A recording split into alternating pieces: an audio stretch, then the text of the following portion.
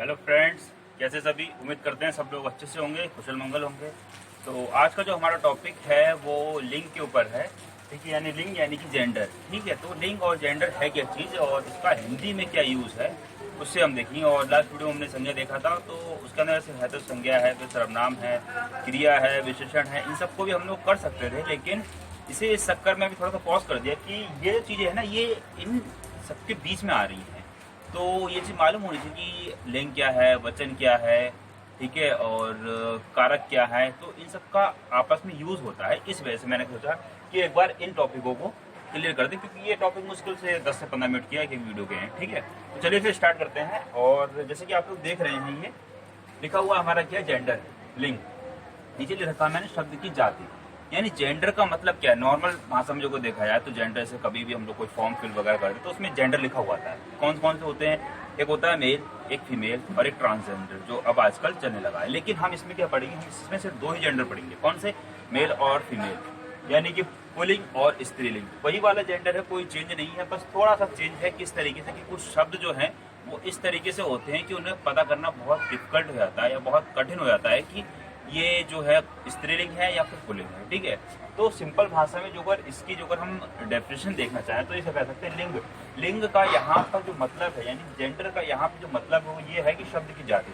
यानी जो कोई शब्द हम देखेंगे उस शब्द की जाति क्या है, यानी कि उसकी कास्ट क्या है, एक तरीके से कि वो स्त्रीलिंग है कि पुल्लिंग है, क्या चीज़ है। तो चलिए फिर स्टार्ट करते हैं।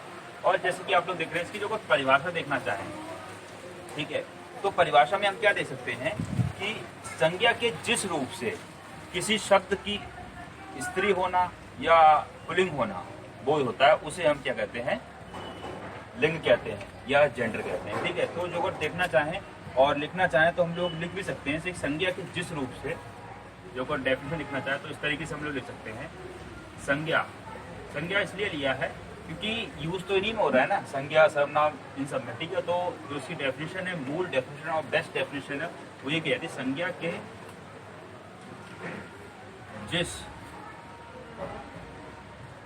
रूप से, यानी यहाँ पे कहने का मतलब ये है, संज्ञा के जिस रूप से किसी, अब यहाँ पे जो पॉइंट है वो बढ़िया पॉइंट है, किसी वस्तु की जाति। यहाँ पे कहा गया किसी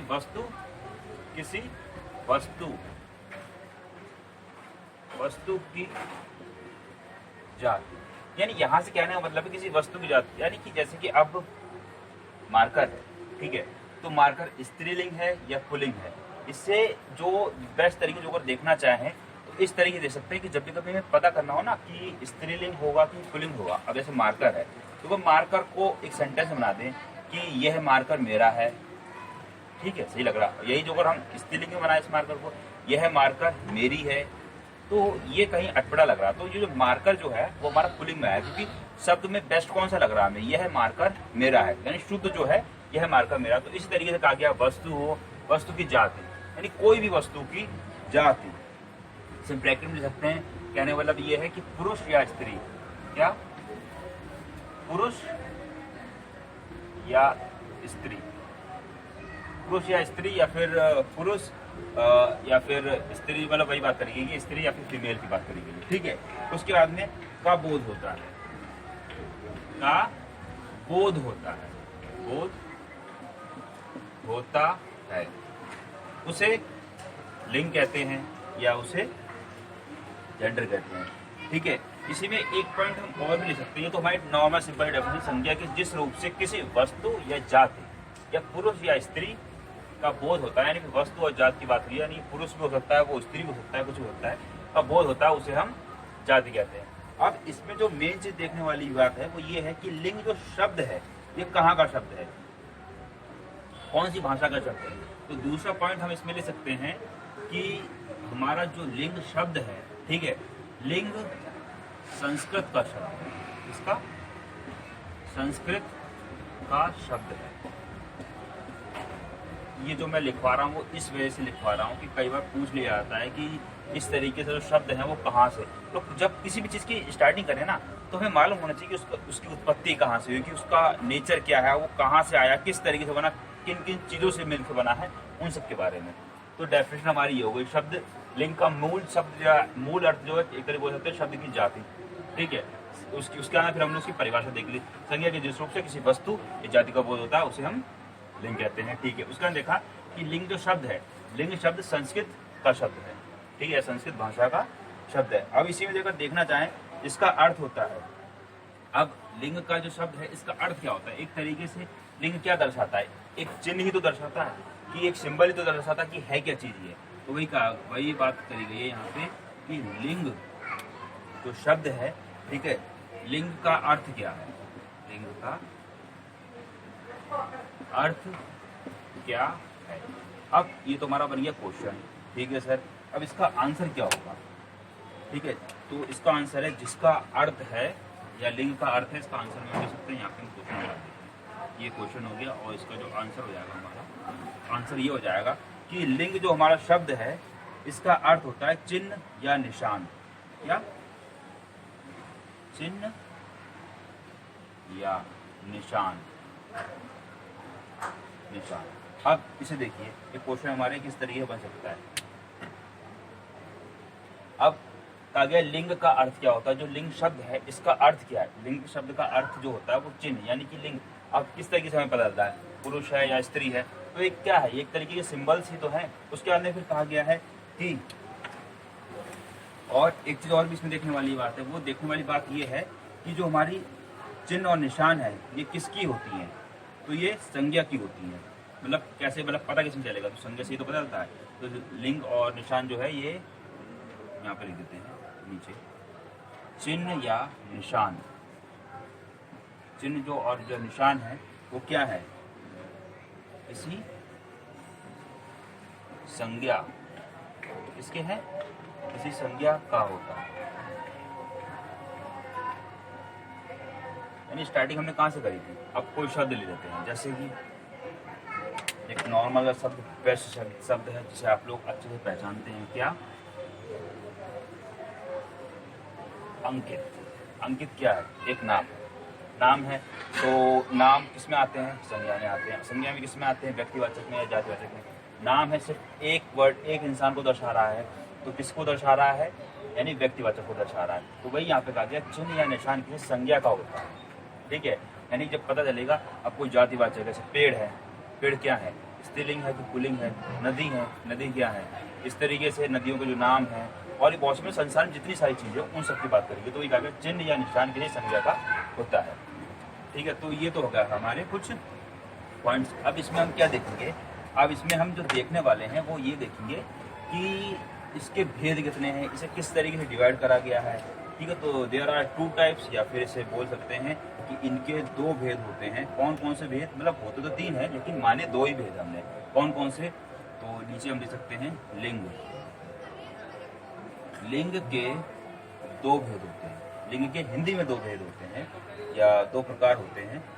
लिंग के 2 भेद, 2 भेद होते हैं। कौन कौन से होते हैं? चलिए उन्हें भी देखेंगे। एक इधर देखेंगे और एक हम इधर देखेंगे। काफ़ी सिंपल है, बताया ना, एक ही बार में खत्म हो जाएगा, ज़्यादा लंबा नहीं खींचेंगे इसे। ठीक है, कौन कौन से? अब इसी में बोल सकते हैं लिंग के 2 भेद होते हैं। अब क्वेश्चन अलग तरीके से किस तरीके पूछ सकता है? ठीक है, कि लिंग कितने प्रकार के हो सकता है? बोल सकता है कि व्याकरण में लिंग कितने प्रकार के हो सकते हैं। इस तरीके से कई सारे क्वेश्चन इसमें पुटअप हो सकते हैं। ठीक है, तो हिंदी में, हिंदी की व्याकरण के अकॉर्डिंग इसमें 2 भेद होते हैं और इंग्लिश में इसमें 3 होते हैं। कौन कौन से? मेल, फीमेल और एक मस्कुलाइन जेंडर से हम बोलते हैं। ठीक है, तो पहला क्या हो गया इसमें? पहला हमारा इसमें हो जाएगा क्या? पुल्लिंग। पुल्लिंग, पुल्लिंग मतलब पुरुष से इसका तात्पर्य है। ठीक है, इससे पुरुष से। पुरुष को इंग्लिश में क्या बोलते हैं? पुरुष को हम इंग्लिश में बोलते हैं मैस्कुलाइन जेंडर।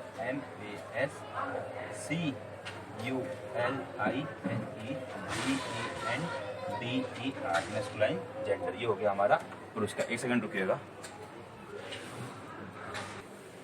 अब वही मैंने बताया ना कि इसे जो 2 पार्ट्स में डिवाइड करा गया। कौन कौन से में डिवाइड करा गया? एक है हमारा पुल्लिंग, जिसे हम मैस्कुलाइन जेंडर बोलते हैं। दूसरा है हमारा स्त्रीलिंग, जिसे हम फेमिनाइन जेंडर बोलते हैं। ठीक है, हिंदी में या फिर बोल सकते हैं कि व्याकरण में, हिंदी की व्याकरण में इसे 2 प्रकार में डिवाइड करा गया। इंग्लिश में 3 प्रकार में, एक मैस्कुलाइन जेंडर, एक फेमिनाइन जेंडर और एक बोल सकते हैं न्यूट्रल जेंडर या फिर ट्रांसजेंडर जिसे हम बोलते हैं। ठीक है, तो ये था। अब आप लोगों से एक बार नोट डाउन कर लीजिए, फिर हम इसे रख करके आगे बढ़ते हैं। फिर हम एक को लेंगे, जैसे पुलिंग को लेंगे, पुलिंग में देखेंगे कि कौन कौन से शब्द किस तरीके से आते हैं और किस तरीके से बनते हैं। फिर हम स्त्रीलिंग का देखेंगे, ठीक है। तो एक बार नोट डाउन करिए, स्क्रीनशॉट लीजिए, फिर हम रख करके आगे बढ़ते हैं। और अब मैंने ये जो नई स्लाइड ली है, इसमें देखिएगा, इसमें हमने क्या करा है, इधर की तरफ पुलिंग लिख रखा और इधर की तरफ स्त्रीलिंग लिख रखा है, ठीक है। तो चलिए एक बार इसे एक्सप्लेन कर देते हैं कि इसकी डेफिनेशन किस तरीके से क्या बनी हुई है, ठीक है। तो वही कहा गया है, हिंदी व्याकरण में 2 प्रकार के लिंग होते हैं, ठीक है सर, मालूम है हमें। हिंदी में 2 प्रकार के लिंग माने गए हैं, पुलिंग और एक स्त्रीलिंग। पुलिंग की जो परिभाषा देखें या डेफिनेशन देखें तो क्या होगी, संज्ञा के जिस रूप से पुरुष या नर जाति का बोध होता है उसे हम पुलिंग कहते हैं, ठीक है सर, समझ आ गया। स्त्रीलिंग, स्त्रीलिंग में क्या है, संज्ञा के जिस रूप से किसी वस्तु की स्त्री या मादा जाति का बोध होता है उसे स्त्रीलिंग कहते हैं, ठीक है सर। डेफिनेशन स्पष्ट है सर, अच्छे समझ में आ गई। अब सर इसके कुछ उदाहरण कराइए तब मजा आएगा। बिल्कुल सही उदाहरण, जैसे कि मैंने एक लेता हूँ कि एक नॉर्मल शब्द ले लिया हमने, कौन सा, लड़का, ठीक है सर। इसमें हमने उदाहरण लिया सर, इसका भी उदाहरण कराइए, स्त्रीलिंग का भी। इससे लिंग का, इसी का हम उल्टा कर दिया हमने, क्या, लड़की। सर इसमें थोड़ा सा डिफरेंस है, लड़क वही है, इसमें भी लड़क वही है सर, इसमें आ रहा है और इसमें ई आ रहा है। सर यहाँ से एक चीज़ हमें समझ में आ गई कि सर इनमें जो है ना बहुत छोटा सा डिफरेंस है। क्या सर, जो हमारे पुलिंग होते हैं ना, इसमें क्या चीज़ होती है कि इसमें आ प्रत्यय लगा के हम शब्द को चेंज करते हैं। कौन सा, आ प्रत्यय, ठीक है सर। और स्त्रीलिंग में सर, इसमें हम जो है ई प्रत्यय लगाकर चेंज करते हैं, ठीक है सर। ये भी हमें समझ में आ गया। लेकिन सर एक चीज नहीं समझ में आई हमें, क्या सर, इसमें सर आपने बता तो दिया कि इसमें आ प्रत्यय लगाते हैं और इसमें ई प्रत्यय लगाते हैं। सर ये प्रत्यय क्या चीज है? बिल्कुल सर सही, आइए बताते हैं प्रत्यय क्या है। अभी ऐसा है ना, आगे चल के हम इसे और अच्छे या डिटेल में एक्सप्लेन करेंगे। अभी थोड़ा सा एक्सप्लेन कर देते हैं ताकि हम अपने जो इनके अकॉर्डिंग आगे बढ़ सकें, कोई हमें इसमें दिक्कत ना आए। तो प्रत्यय क्या है, प्रत्यय हमेशा शब्द के अंत में लगाया जाता है। इसकी परिभाषा जो देखना चाहें तो शब्द के अंत में, शब्द के अंत में, ठीक है सर, समझ में आ गया। प्रत्यय जो लगाते हैं हम, किसमें लगाते हैं सर, शब्द के अंत में यूज होता है। अब ऐसे ही एक होता है उपसर्ग। उपसर्ग में क्या होता है, उपसर्ग शब्द के पहले लगाते हैं। सर इसमें बाद में लगा रहे हैं, सर समझ में आ रहा है। अब चलो और एग्जाम्पल लिखे होता है, ये तब मजा आएगा हमें। सर हमने एक ले लिया एग्जाम्पल, दूसरा जानवर का ले लेते हैं, घोड़ा, ठीक है सर। इसमें भी सर ये आ रहा है आखिरी में, यानी आखिरी में इसमें प्रत्यय लगा हुआ है। अब यही जो अगर हम इसका स्त्रीलिंग बनाएंगे तो क्या बनेगा, तो सर हमारा इसका बन जाएगा घोड़ी, क्योंकि सर आपने अभी बताया कि इसमें ई प्रत्यय लगता है और इसमें आ प्रत्यय लगता है। सर बहुत ही सरल था, बहुत आराम से बन रहा है। लेकिन सर इसमें कुछ अपवाद हैं। अपवाद किस तरीके से सर, जब शब्द में लिखा हुआ आएगा तब कैसे हम इसे यूज करेंगे। सर एक शब्द भी देख लेते हैं, शब्द हम देखते हैं, कौन सा शब्द लेते हैं, शब्द लेते हैं लड़का पढ़ता है। क्या है, लड़का पढ़ता है। सर इसमें स्त्रीलिंग और पुल्लिंग क्या है, सर लड़का इसमें जो है वो पुल्लिंग है। अब सर इधर देख लेते हैं, इधर देखेंगे सर लड़की पढ़ती है। सर शब्द से स्पष्ट हो रहा है, एक तो लड़की है, ऊपर से क्या आ रहा है, यहाँ पे पढ़ती है। यानी कि सर यहाँ से एक चीज और हमें समझ में आ गई कि कोई भी चीज जो अगर हम उसे देखना चाहें तो उसमें स्त्रीलिंग में ई आ रही है और पुल्लिंग में आ रहा है। लेकिन यहाँ पे जो डिफरेंस है सर, जब हम शब्द बनाएंगे ना तो शब्द के अकॉर्डिंग शब्द चेंज हो रहा है इसमें। यहाँ पे देखिए पढ़ता है, यहाँ पे पढ़ती है, यहाँ पे पढ़ता है, यहाँ पे पढ़ती है। सर जब शब्द में चेंज करते तो ऑटोमेटिक हमें समझ में आने लगा कि स्त्रीलिंग क्या है और पुल्लिंग क्या है। अब सर इसमें जो शब्द है ना अटपटे वाले या जो एक्सेप्शन केस है, जो अलग तरीके से, सर उन्हें बताइए हमें। बिल्कुल सर, अभी बताते हैं। अब इसमें सर बहुत सारे हमारे एग्जाम्पल हैं जिन्हें हम लिख लेते हैं ताकि हमें कंफ्यूजन क्रिएट ना हो। सर पुल्लिंग में क्या क्या आता है, पुल्लिंग में आता है धातु, जितनी भी हमारी धातु है, ठीक है सर। और क्या आएगा? अन्य, ठीक है सर, अन्न हो गया। और सर जितने भी माह होते हैं हमारे, यानी कि जो हमारे मंथ नेम होते हैं सर, ये भी सर में आ गया। अब आगे बढ़िए सर, जल्दी जल्दी कराइए, टाइम लग रहा है। जितने भी हमारे दिवस हो गए, यानी कि 15 अगस्त, इस तरीके से दिवस होते हैं ये सब। उसके बाद सर जितने भी हमारे तारे हैं, ये सब के सब क्या हैं? पुल्लिंग है। ग्रह जितने भी हैं हमारे, ये भी सर पुल्लिंग है। और क्या है सर? रत्न जो है ये भी पुल्लिंग है। ठीक है सर। और सर एक चीज़ और भी है इसमें, क्या? जो देश के नाम है ना, वो भी पुल्लिंग में ही लेते हैं हम लोग। शहर के नाम भी हम पुल्लिंग में लेते हैं। और सर पहाड़ जो होते हैं हमारे सर, इन्हें भी हम पुल्लिंग ही मानते हैं, या पुल्लिंग शब्द होते हैं ये। उसके अलावा सर वृक्ष जो होते हैं हमारे, ये भी हमारे कैसे होते हैं? पुल्लिंग होते हैं। और इत्यादि, यहाँ पे हम इसे समाप्त करते हैं। इस तरीके से ये सब हमारे क्या होगा इसमें? सर स्त्रीलिंग के बताइए सर। 1 सेकंड रुकिए, अभी बताते हैं। ठीक है, अब 1 सेकंड रुकिएगा, अभी स्टार्ट करते हैं। तो जैसे कि हम लोग देख रहे थे, अब यहाँ पे कुछ अपवाद हैं इसके। तो कौन कौन से अपवाद हैं उन्हें हम देख लेते हैं। ठीक है, तो इसी में जो अपवाद दिए हुए हैं, जैसे यानी लिखा हुआ ना यहाँ पे, दिवस हो गए, तारे हो गए, देश हो गए, ग्रह हो गए, वृक्ष हो गए, इन्हीं में ही कुछ शब्द हैं जो अपवाद है। जैसे कि अपवाद पृथ्वी। पृथ्वी क्या है? एक ग्रह है, लेकिन पृथ्वी को हम किस में लेते हैं? हम स्त्रीलिंग में लेते हैं। चांदी, चांदी क्या है? एक तरीके की धातु है, इसे भी हम किसे? स्त्रीलिंग में लेंगे। मूंग क्या है? दाल है एक तरीके की, तो मूंग हो गई, अरहर हो गई, मकई हो गई। ये जो दाल है, 3-4 जो है, इन्हें हम किस में लेते हैं? इन्हें भी हम स्त्रीलिंग में लेंगे। इमली हो गई, काशी हो गई, मथुरा हो गया, अयोध्या हो गया, ये सब क्या चीजें हैं? ये सब स्त्रीलिंग है, यानी कि ये अपवाद हैं। यानी यहाँ पर लिखा ना कि धातु, ज्यादातर धातु, अन्य, माह, दिवस, तारे, ग्रह, रत्न, देश, शहर, पहाड़, वृक्ष आदि, ये सब किस में आते हैं? इन सब के नाम किस में आते हैं? पुल्लिंग में आते हैं। लेकिन इनमें कुछ नाम जो हैं, जो अपवाद हैं, जैसे मैंने लिखा ना पृथ्वी। पृथ्वी क्या है? एक देश है, वो ग्रह है। अब बाकी जो शुक्र हो गए, शनि हो गए, तो ये सब जो है हमारे ग्रह, ये सब पुल्लिंग में आएंगे। लेकिन एक पृथ्वी ग्रह ऐसा है जिसे हम स्त्रीलिंग बोलते हैं। जैसे धातु में चांदी हो गई, तो ये वहाँ पे अपवाद लिखे, ये जितने नीचे लिखे हुए ये अपवाद ऐसे हैं, इनमें से निकले हैं जो शब्द जो स्त्रीलिंग है। ऐसे ही यहाँ पे लिखा हुआ है। जैसे मैंने बताया ना, नदियों के नाम जैसे गंगा, यमुना, सरस्वती, तिथियों के नाम दूध, चौथ आदि, ये सब क्या है? हमारी स्त्रीलिंग हो गई। लेकिन अपवाद क्या है? सिंधु, ब्रह्मपुत्र, सेना, ये सब नदियों के नाम है। जैसे सिंधु हो गई, ब्रह्मपुत्र हो गया, सेना हो गया, सोन है, सोन। ठीक है, जो सोन नदी है ना, सोन, उसकी बात करेंगे, सोन हो गया, ये सब नदियां हैं। लेकिन कुछ नदियां हैं जो एक्सेप्शन में आती हैं, जो पुल्लिंग है। जैसे सिंधु नदी पुल्लिंग, सिंधु जो शब्द है वो पुल्लिंग है, ब्रह्मपुत्र शब्द है पुल्लिंग है, सोन जो शब्द है ये पुल्लिंग है। ऐसे ही कुछ और अपवाद, जैसे मैंने स्टार्टिंग बताया ना कि इसमें जो है मोस्टली, यानी कि ज्यादा ही करके बोल सकते हैं कि 70% जिसमें आ लगा होता है, आखिरी में प्रत्यय लगा होता है, वो पुल्लिंग होते हैं। और 70% जिसमें ई लगा होता है आखिरी में, वो स्त्रीलिंग होता है। लेकिन कुछ अपवाद है ना जो 30% है, 30% में ये सब आ गए हमारे। ऐसे ही कुछ और हैं जिन्हें हम देखेंगे। आप लोग इसका एक बार नोट डाउन करिए, फिर हम ऊपर को थोड़ा रफ करके और फिर ऊपर अच्छे से समझा देते हैं। अब जैसे मैंने यहाँ पे लिख रखा है, इनके अलावा आकारांत शब्द। आकारांत शब्द का मतलब वहीं से है कि जिसमें आ रहा था प्रत्यय लगा के, यानी आखिरी में हम आ जोड़ रहे थे। ऐसे कुछ शब्द इसमें भी है स्त्रीलिंग में, इसमें हम आखिरी में आ जोड़ेंगे, लेकिन वो स्त्रीलिंग ही होंगे। तो कौन कौन से शब्द हैं उनके बारे में हम डिस्कस करते हैं। तो हमारा पहला शब्द जो है वो क्या है इसमें? जैसे हम लिख सकते हैं यहाँ पे,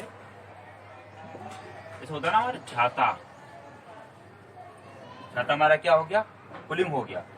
ठीक है, और या फिर बोल सकते हैं कि जिसे हम मैस्कुलाइन जेंडर बोलते हैं इंग्लिश में। ठीक है, जैसे छाता हो गया हमारा। और भी कई सारे शब्द हैं, जैसे कि छाता, लोटा, तनुजा आदि। छाता, लोटा, तनुजा, ये शब्द हमारे, ये सारे शब्द होगा कौन से? आकारांत वाले। ऐसे ही कुछ आकारांत शब्द हैं इसमें भी, इसमें हम आ लगाएंगे। लेकिन मैंने बताया ना कि कुछ होते हैं, ऐसे बताया 70% हमारे ऐसे होते हैं जिसमें मोस्टली आकारांत वाले शब्द होते हैं हमारे, इसमें आखिरी में आ लगा होता है, पुल्लिंग होते हैं। लेकिन कुछ होता है ना स्त्रीलिंग होते हैं। तो वही चीज बात करेंगे, इसमें आकारांत वाले शब्द स्त्रीलिंग में कौन कौन से होंगे, तो उन्हें हम देख लेते हैं। डलिया, खटिया, डिबिया, कौन से? जैसे डलिया, खा से खरगोश, खटिया, दलिया, खटिया, इस तरीके से जो हमारे शब्द हैं, ये कैसे शब्द हैं, ये सारे के सारे शब्द इसमें भी देखिए आ लगा हुआ आ रहा है, इसमें भी आ लगा हुआ आ रहा है, ठीक है। लेकिन इसमें आ यूज कर रहे थे, अब स्त्रीलिंग में भी आ यूज हो रहा है। जैसे दलिया बताया मैंने, खटिया बताया, ठीक है। और इसी तरीके से और भी 1-2 शब्द हैं इसमें, जैसे कि हम ले सकते हैं डिबिया आदि, डिबिया आदि। ये सारे के सारे शब्द हमारे कैसे हैं, ये सारे के सारे शब्द जो है हमारे, इन सारे के सारे शब्दों में हमारा आखिरी में आ रहा है, लेकिन ये सब के सब हैं कैसे, हमारे स्त्रीलिंग शब्द हैं। चलिए फिर आगे बढ़ते हैं। अब इसी में ही हम देखेंगे क्या, जो हमारे इकारांत वाले, जिसमें ई लगेगा। मोस्टली ई वाले शब्द किससे बन रहे थे हमारे, ई वाले शब्द हमारे इससे बन रहे थे कि ई आखिरी में आता है, या ई प्रत्यय जब लगाते हैं हम लोग तो स्त्रीलिंग बनता है। लेकिन यहाँ पे कुछ शब्द लगेंगे जिसमें ई लगाएंगे, लेकिन बनेंगे कौन से, हमारे पुल्लिंग बनेंगे। इनमें देख लेते हैं इकारांत वाले शब्द कौन से, इकारांत वाले शब्द।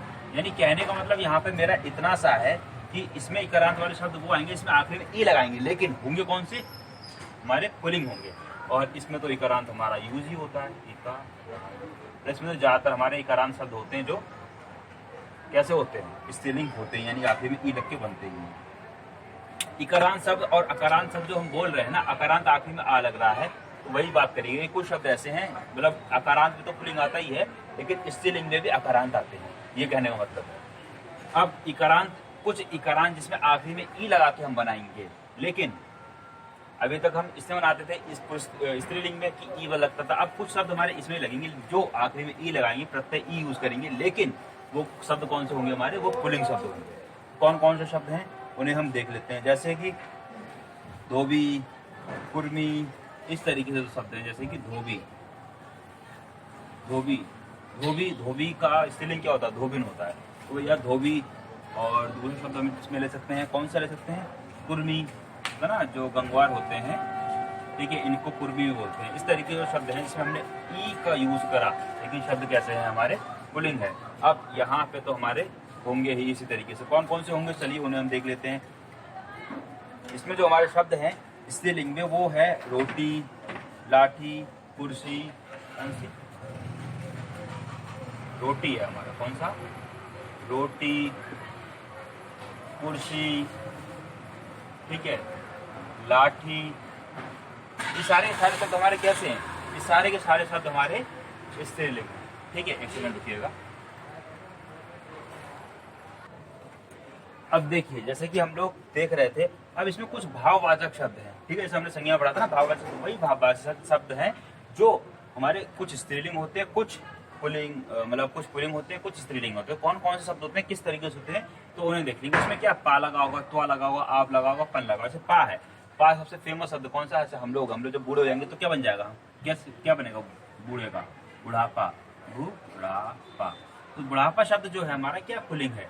इसी तरीके से और देख लेते हैं कुछ, जैसे बालक है, ठीक है, और बालपन, बालक का जो बचपन होता है उसकी जो भाववाचक संज्ञा होती है, यानी भाववाचक जो शब्द है हमारा, क्या, बालपन। बालपन क्या है, पन है, तो ये शब्द क्या है हमारा, पुल्लिंग है। ऐसे ही कुछ स्त्रीलिंग के शब्द देख लें, भाववाचक हमारा यूज होता है। कौन कौन से शब्द हैं ऐसे स्त्रीलिंग में, स्त्रीलिंग में ऐसे कि हम बोलते हैं ना कि कोई चीज बनाओ, तो क्या होता है, बनावट, इसकी बनावट अच्छी है, बनावट, इसमें क्या लगा, हमने वट लगा दिया, तो बनावट शब्द जो हमारा स्त्रीलिंग है। ऐसे कुछ और भी सारे शब्द हैं जिन्हें, जैसे घबराहट, मनगढ़ंत, इस तरीके से, जैसे घबराहट, घबराहट,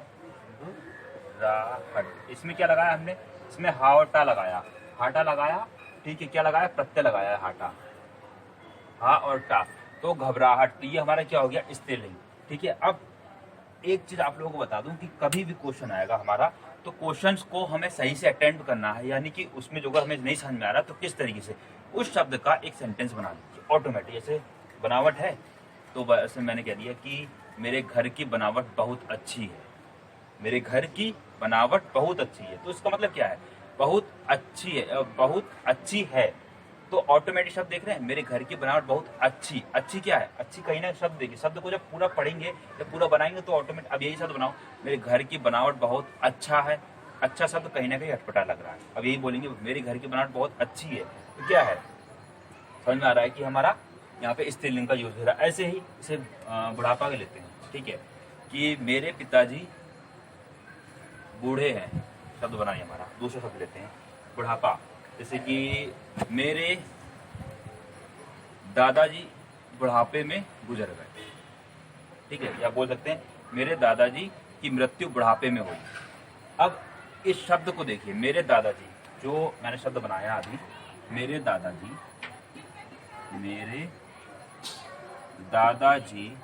बुढ़ापे में गुजर गए। बुढ़ापे या बुढ़ापा, मेरे दादाजी बुढ़ापे में या बुढ़ापा में गुजर गए। बुढ़ापे में कैसे लूँगा, गुजर गए। अब यहाँ पे इसका क्या मतलब है, शब्द को देखिए, अच्छे से देखिएगा। बुढ़ापा था, बुढ़ापा को हमने यहाँ बुढ़ापे को हम बुढ़ापा भी कर सकते हैं। बुढ़ापा में गुजरे, में गुजरे गए नहीं, में गुजरे गए। बुढ़ापा में गुजरे, ठीक, ये शब्द हमारा बना। क्या शब्द बना हमारा, मेरे दादाजी बुढ़ापे में गुजरे। अब शब्द को जब पढ़ेंगे ना तो ऑटोमेटिक हमें समझ में आ रहा है कि अब यही जो हम चेंज करते हैं कि मेरी दादी बुढ़ापे में गुजरी, तो यहाँ पे री आएगा ऑटोमेटिक, गुजरे नहीं आएगा। तो मेरे दादाजी बुढ़ापे में गुजर गए, या मैंने कहा ना बुढ़ापा, मेरे दादाजी बुढ़ापा में गुजरे, शब्द मैंने लिखा है मेरे दादाजी बुढ़ापा में गुजरे। अब इस शब्द को जो हमने बनाया ना, तो बुढ़ापा शब्द ऑटोमेटिक समझ आ रहा है कि यार ये कहीं ना कहीं क्या है, पुलिंग में आ रहा है।